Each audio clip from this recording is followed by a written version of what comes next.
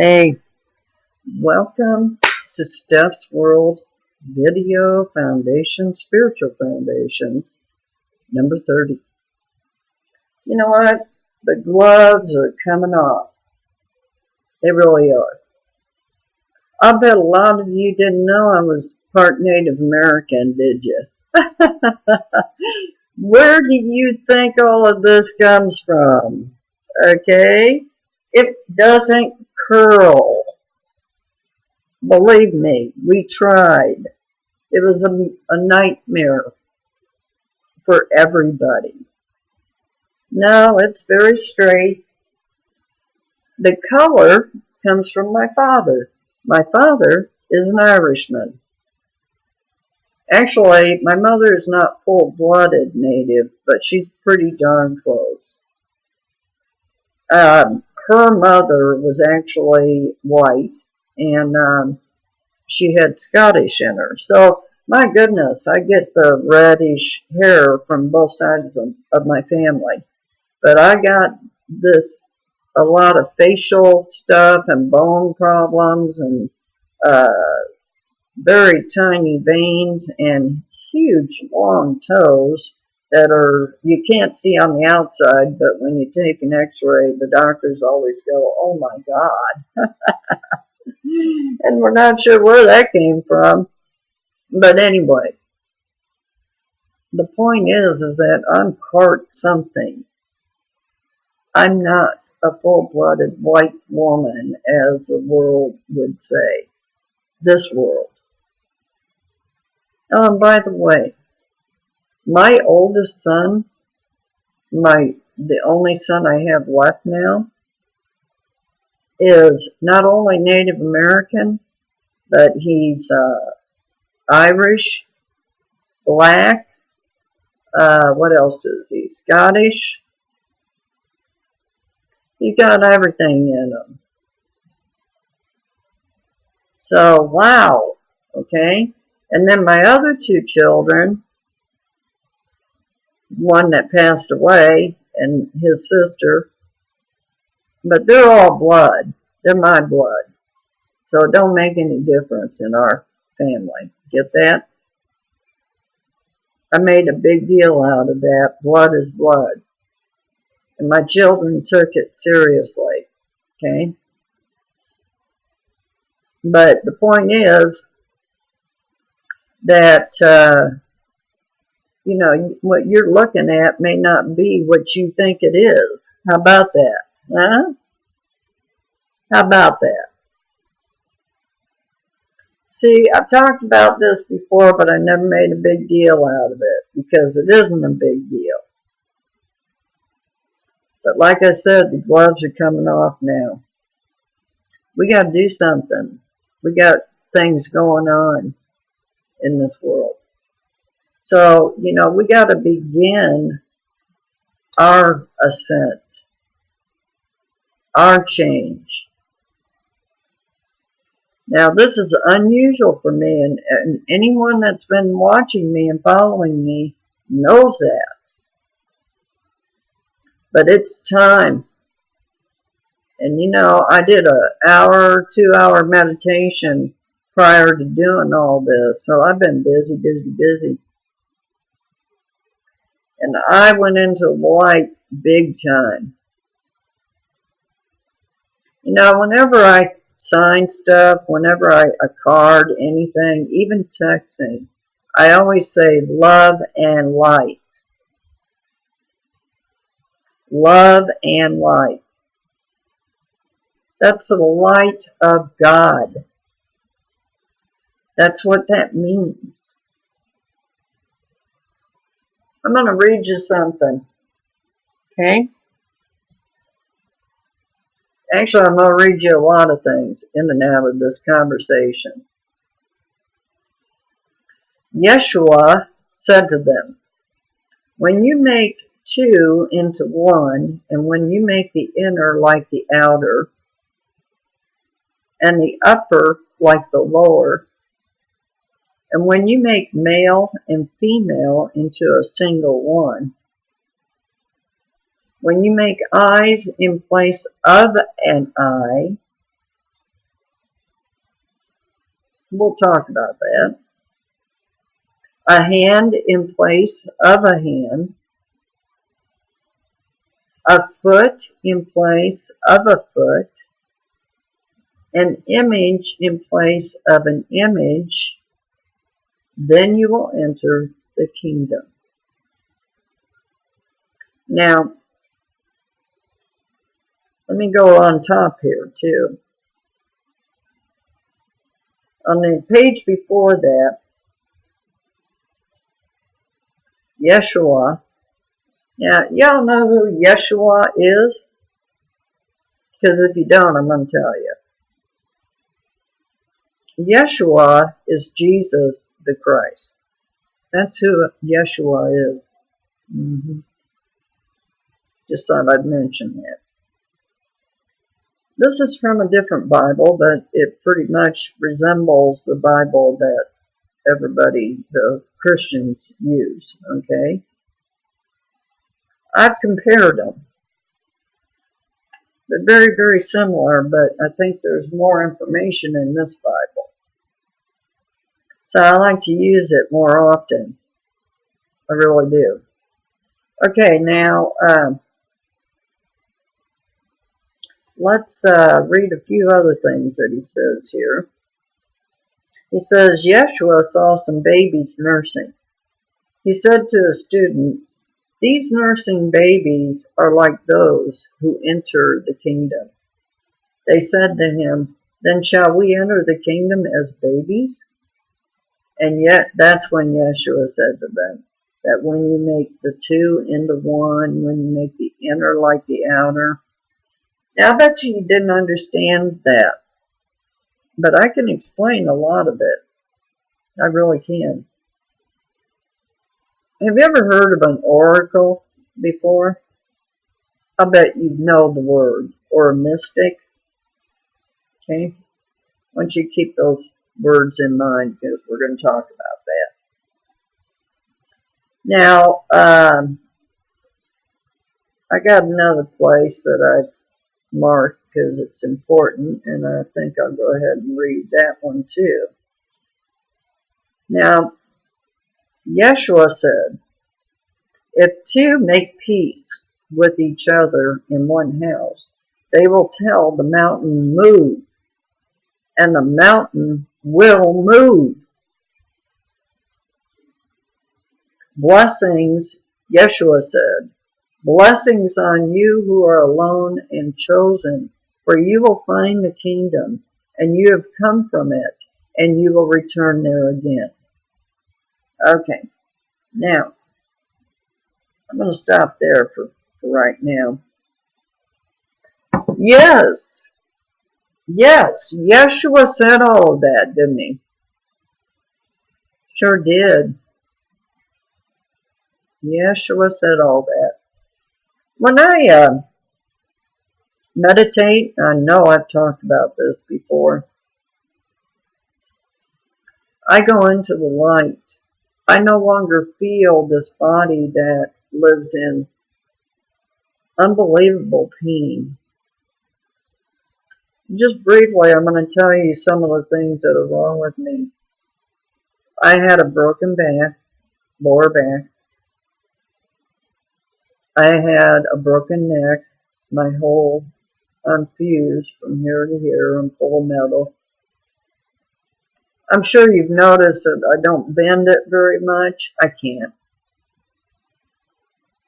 The lower back fusions, they're given out. A lot of times I can't feel my left leg at all. But it doesn't matter because I have so much pain. Sadly, it might not feel, it may be numb, but I still have a lot of pain in there, okay? But I've learned to live with it. See, it's amazing what human beings can learn to live with. And then 5 years ago, I had a brain aneurysm. Yeah. Boy, that knocked me for a loop, let me tell you. Didn't die. Wasn't my time yet. I had some work to do yet. That's what I figured. Okay, so I had this brain aneurysm, and they went in and they had to put 4 big old stents or stunts, I don't know, shunts, whatever they call them. But they put 4 of them. They were this big, this big. Now imagine that in a little tiny brain. 4 on the left side, to try to keep my veins from bleeding out. I'm on borrowed time, guys, kids. I really am. But you know, I don't have a problem with it. Not one. Not at all. When my day comes, I'm ready. Not that I want to die, but I don't. But the point is that when it is my time to leave this earth, I'm not afraid of it. I was a long time ago. I bet all of you, a bunch of you were too, or have been. But you know what? I got a tremendous amount of faith. And I believe, and I know, that there is so much more than living this life on this earth. I know that. Oh boy, do I know it.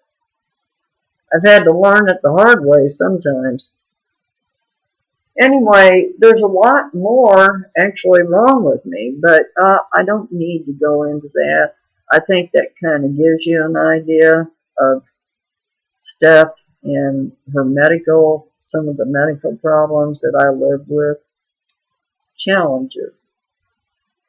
Oh, and the tattoo on me, you probably can't see it very well.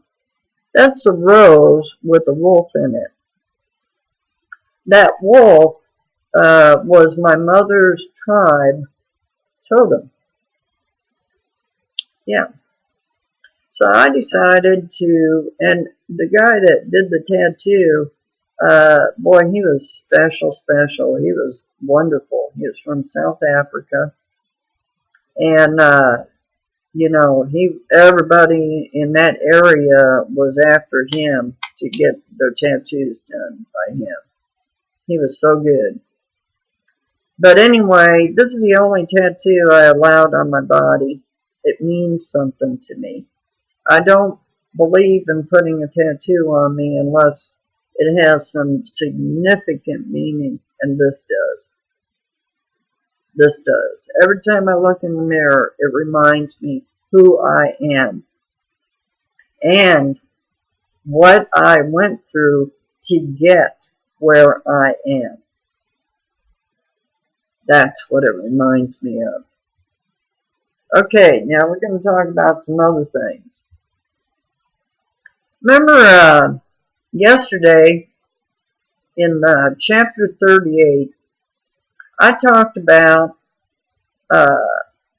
some things about our children, about raising our children. Okay, well, and cleaning house. Although I didn't call it that, but now I'm going to. You know, I know lots of people that are just happy as can be in this world, and that is fabulous. Just fabulous. I am happy as can be for them, and I'm not unhappy either. Not a bit. I live in this tremendous pain, but I've learned to live with it. I actually live alone, and my doctors were just in super shock. They don't know how I do it. Well, I have faith in God. That's how I do it. Now, there are times when I do need help, and you know what? God provides. Every single time. Anytime I need help and I don't think I need help, God still provides. How about that? Yeah? I feel like I got somebody up around here, not up there, because I'm not into that up there stuff, but somewhere within here that's definitely watching over me, taking care of me. because I don't do a very good job of it. I rode a motorcycle for years, and I even tried to continue riding with all the fusions in my back. I got 9 levels fused. And I even made a Harley into a special motorcycle. It had special wheels on the outside. And that was before everybody else decided to do it. Okay? Then everyone else decided to do it. Now Harley's making a fortune on it, and so are these other guys. When I did it, it didn't cost hardly anything because it was something fairly brand new. Well, I had to stop riding motorcycle because my hands just can't do it anymore. They stiffen up, and I never know if they're gonna cooperate, shall we say. And if you've ever ridden a motorcycle, and especially a Harley, you've got to have some muscle power there, which I did. But my hands are really strong. Sometimes I think I was always made to ride a motorcycle. Learned how to ride one when I was 15 years old. Here's this teeny tiny little girl, being taught how to ride big old Harley Davidson, 15 years old. Yeah. Anyway, getting on with it. That just gives you a little background on me. That's where I came from. I always called my Harley my iron horse. That was my horse. Okay? But that was the world I came from, and that was the world that my children were raised in, by the way. Yep, tattooed people, and, but I'm going to tell you something. The people I was friends with were wonderful. They took care of me too. The times that I wasn't doing a very good job, they jumped in and tried to help. Every time.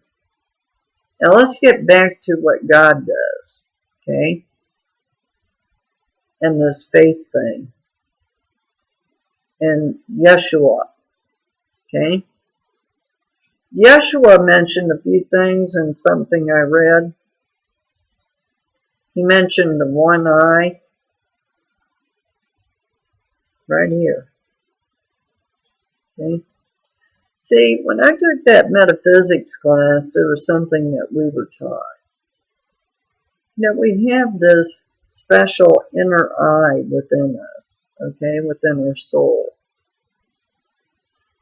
Just one eye. I know that sounds kind of weird. And we were taught that if we were going to physically put it somewhere, it would be right here. Right here, right in between the other two. Okay? Now, when I go into my deep meditations, I don't see with these eyes.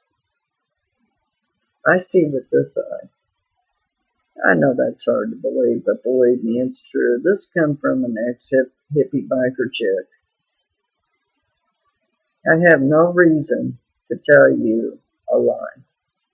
I have no reason to even do this, but I think it's so darn important that I'm doing it. And it's not easy for me to physically do it, but it is important for you to be told, and to be told now. This can't wait, not anymore. When I go into these meditations, I see things. I don't know why. I also dream about things. Yeah. And I've been doing that all my life. That's really strange, I know, but it's true. Okay, now, I got a dictionary here, and I'm going to look up some things. one of the things I'm going to look up is an oracle, because we're going to be talking about that here. Okay. Oracle. Yeah, when you look it up this way, you got to know pretty much how to spell. Alright. Here we go. One held to give divinely inspired answers or revelations. Okay? Number 2. An authoritative or wise utterance. Also, a person of great authority or wisdom. Okay, now,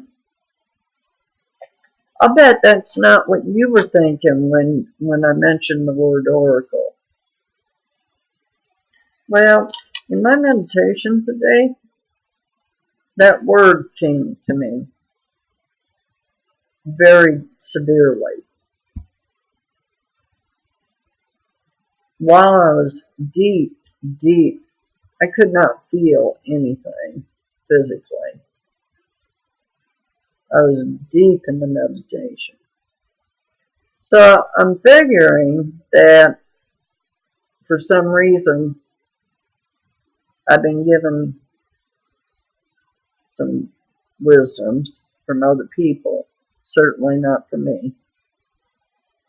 I have wisdom of my life that I can share for you. I have proof that I can share for you. Proof that you should have some faith. And that is what I'm going to share. I am going to share that with you right now. If I truly am an oracle, I work really hard to give you that wisdom. And it's not my wisdom. It comes from way back, from people that aren't even alive anymore. Most of the stuff that I tell you, except for the things from my spiritual advisors that I've had, came from people that aren't even here anymore. And some of the stuff that I'm going to give you pretty soon came from the ancients, the very ancients, the ones before Yeshua. You think God wasn't around before Yeshua? Of course we have the Old Testament, but there was more before the Old Testament. You do realize that, right? Okay, well, we're going to talk about that. I've been researching the documents for you. Okay, let's talk about, I mentioned yesterday cleaning house. Remember that? Okay, cleaning house, we're talking about cleaning up our act, figuring out about our shame and guilt, about our fears, about our issues in life, whatever they may be. Now, I got a whole list I could read you, but I'm not going to go into it that deep yet. But let's talk about how you might think about doing this.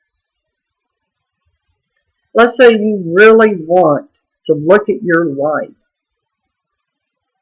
Let's say you really want to find out where that shame and guilt and fear came from. Let's say you want to do that. Okay? How would you do it? Well, there's an easy way, really. Now, you are going to need help down the road. You really are. You're going to need someone that you feel confident will help you in a spiritual way. Okay? Your neighbor isn't going to cut it unless your neighbor's I don't know, a priest or a, religious type person. you're going to need kind of a spiritual type person for this, okay? Now, I wouldn't recommend a psychologist. And I have nothing against psychologists or psychiatrists, don't get me wrong, but not for this. Not for this, okay? You know, a good friend might be good. And by good friend, I mean someone that's going to be honest and not, you know, play this game with you of I'll tell you whatever you want to hear crap, okay? But to clean house, you're going to need to take a piece of paper. Actually, it's going to end up being a notebook because I don't know how old you are. And by the way, you could be 80 years old and you can still clean house. I got news for you. Age is not a factor in this, okay? So get over it. I know a lot of 80-somethings that could do some house cleaning. But that's judging, and I'm not allowed to judge. You know, remember, I am a spiritual woman. I am of God. I try to follow, do my very best to follow God's rules. The rules that I've been given. And there's a lot of rules, really. Comes from a lot of different places. That's why I read other holy books. I don't limit myself. And that's the other thing. Stop limiting yourself. Take the chains off. Okay? Open your mind. Make yourself decide, hey, I don't know it all. Maybe I do need to research. Maybe I do need to look things up. Maybe I need to open my mind up a little bit. You know, watching the Discovery Channel on TV is all well and good, but I don't think that's going to be good enough for this. Sometimes it's going to take going to Google and really looking stuff up, or even going to the library is a good idea. Yeah. Checking things out. Get a word and think about it. You know, the ancient Greeks, democracy, start there. Thomas Jefferson. You know, start with those things.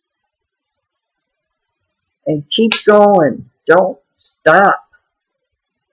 Okay, now, if my film seems a little slow, something's probably running in the background, which drives me crazy. But I'm just not going to pay any attention to it right now. Try to ignore it like I do. Okay, now, in the cleaning house thing, you know, yesterday I talked about the fear, the shame, and the guilt. The only way you're going to honestly find out where that shame and guilt came from is to clean house. And when you do, you're going to have some columns. Okay? Probably about 4. You're going to have when, what, who,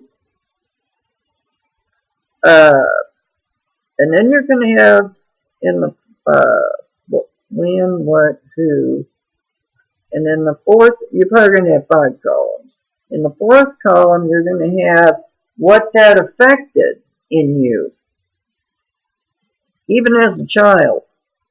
See, you're going to go all the way back to when you can start even remembering.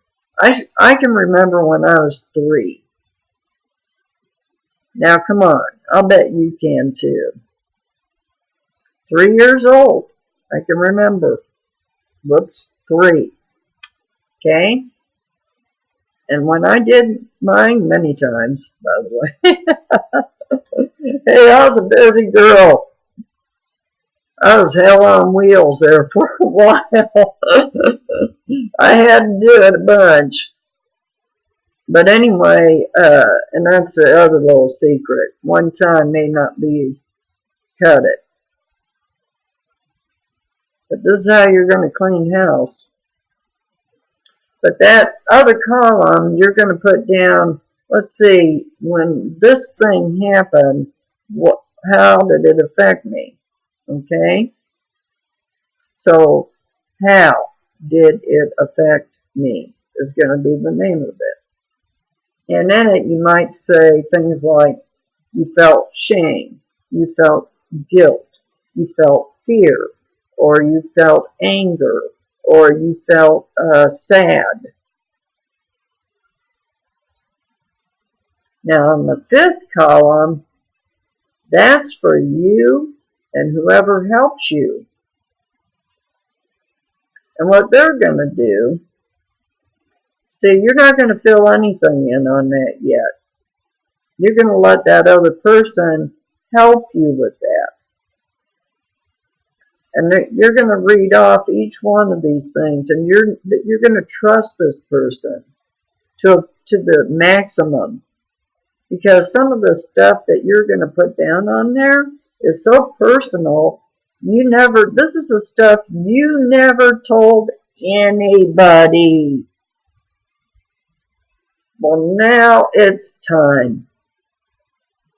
Because the only way you're going to feel like I do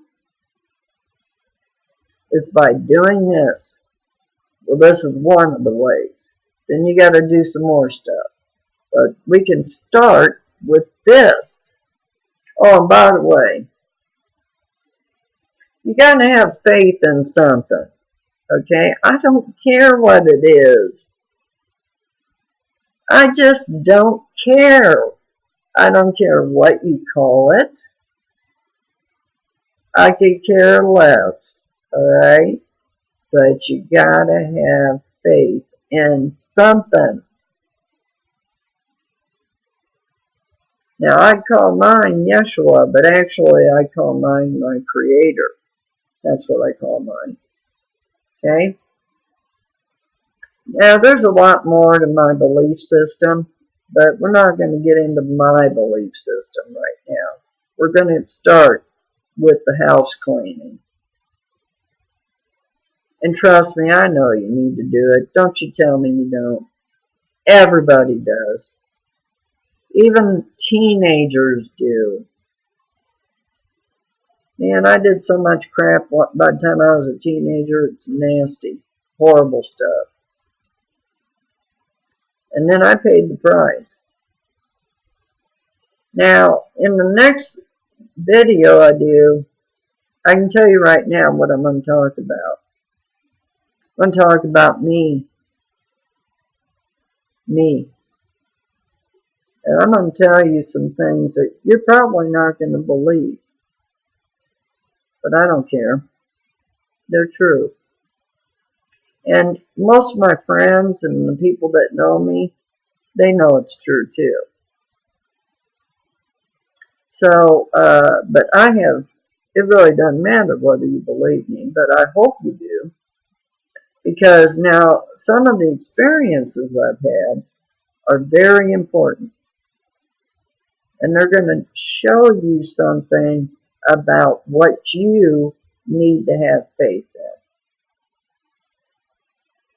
But as my friend said it, don't take an hour, Steph. So I'm not. I'm not. I'm making them shorter. Hey, I love you guys.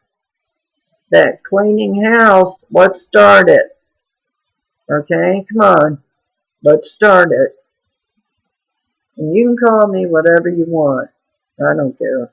I've been called every name in the book. But I still love y'all. Y'all have a great Sunday. I love you. Bye-bye.